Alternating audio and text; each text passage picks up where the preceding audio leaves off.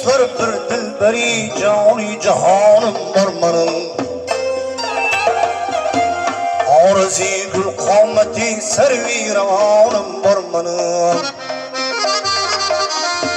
Furqatında rozi şeb bahi fanım var benim. Ahi kim aşıfta hali natavanım var benim. Sözü işqide vesidayın hanım var benim.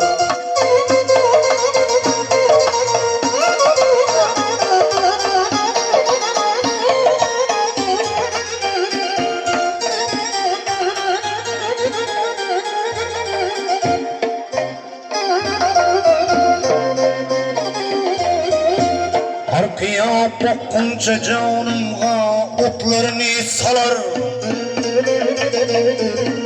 Rişteyi canım üzüler ki ömrüm kıskarar.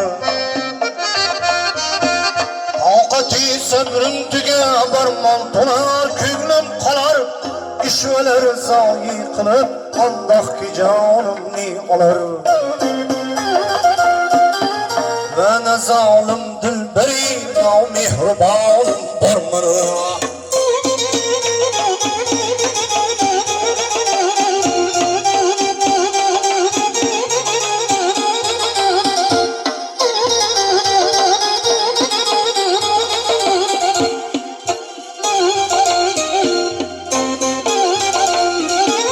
Can bilenler işkide ismen kebi Allah'ları bilmemiş alemde men dikim sabahti karalarım. Dini hicran dünyagim oldu ismin paralarım.